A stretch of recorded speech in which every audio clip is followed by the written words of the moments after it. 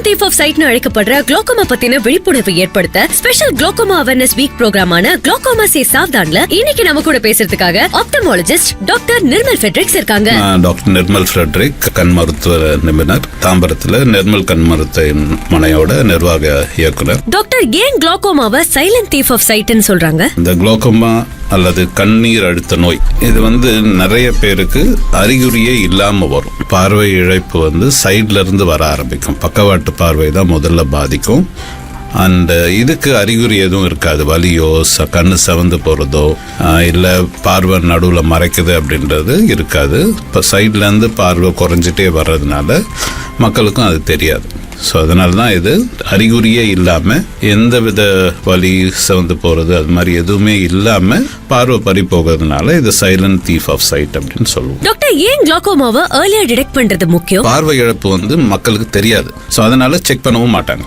அதுவும் இல்லாமல் நம்ம ஊரில் செக் பண்ணுறதுனா வெறும் பார்வை மட்டும் டெஸ்ட் பண்ணால் போதும் கண்ணாடி கடையில் இருந்தால். பட் முழுமையான கண் பரிசோதனையில் தான் இந்த பக்கவாட்டு பார்வை பாதிக்கப்படுறதை கண்டுபிடிக்க முடியும். அதுக்காக தான் முழுமையான கண் பரிசோதனை, கண் ஐ ப்ரெஷர்னு சொல்லுவோம். அது தவிர இந்த பக்கவாட்டு பார்வை பரிசோதனையும் அவசியம், கண் நரம்பு பரிசோதனையும் அவசியம். ஸோ இது மூணும் பண்ணும் பொழுது இந்த நோய்க்கான ஆரம்ப கட்ட அறிகுறிகளை கண்டுபிடிக்கலாம். அந்த மாதிரி இருந்ததுன்னா ஃபர்தராக டெஸ்ட் பண்ணி அந்த டிசீஸ் இருக்கா இல்லை வர்றதுக்கான ரிஸ்க் இருக்கா அப்படின்னு கண்டுபிடிச்சா ஆரம்பத்திலேயே கண்டுபிடிச்சு நோயை தவிர. எந்த விதமான பெயினோ சிம்டம்ஸோ இல்லாம குளோகோமா வரதுக்கான வாய்ப்பு இருக்கா டாக்டர்? குளோகோமால பல வகை இருக்கு.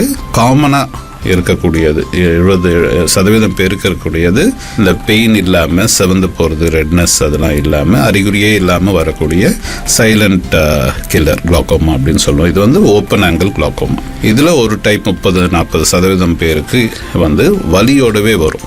இந்த type glaucoma closed angle glaucoma அல்லது நேரோ ஆங்கிள் குளோகோமா அப்படின்னுவோம். இந்த நோய் உள்ளவங்களுக்கு என்ன சாயந்தரத்துல பார்வை மங்கலாகும், கண் அழுத்தம் ஜாஸ்தி ஆகும் பொழுது கண் வலி வரலாம். டாக்டர், யாருக்கு குளோகோமா வரதுக்கு அதிகம் வாய்ப்பு இருக்கு? அண்ட் இது ஹெரிடிட்டரியா? கண்டிப்பா. இந்த குளோகோமான்றது குடும்பத்துல யாருக்கும் ஒருத்தருக்கு இருந்தா அடுத்த ஜெனரேஷன் சீக்கிரமே அஃபெக்ட் ஆகிற வாய்ப்பு இருக்கு. இல்ல செகண்ட் டிகிரி ரிலேட்டிவ் சொல்லுவோம், அவங்களுக்கும் இந்த மாதிரி வர்றதுக்கு வாய்ப்பு இருக்கு. ரெண்டாவது, இந்த மைனஸ் பவர் கிளாஸ் போடுறாங்க, மயோப்பியா அப்படின்ற மைனஸ் பவர் கிளாஸ் போடுறவங்களுக்கு இந்த குளோகோமா வரதுக்கான வாய்ப்பு நிறைய. முக்கியமா ஏஜ் ஆனவங்க 40-45 வயசுக்கு மேல என்னன்னா கண்ணை சுத்தி இருக்கிற சுருக்கங்கள் வரும். இந்த கண்ணுக்குள்ளேயும் இதே மாற்றங்கள் நிகழுது.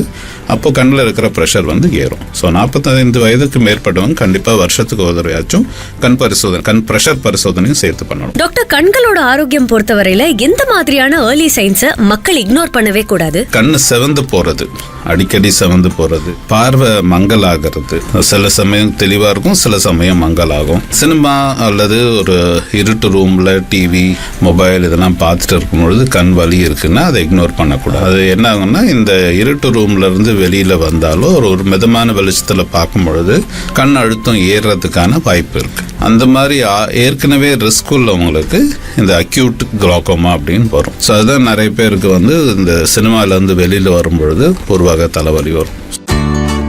தேங்க்யூ டாக்டர், இன்னைக்கு குளோகோமா சே சாவ்தான்ல எங்களோட பேசினதுக்காக.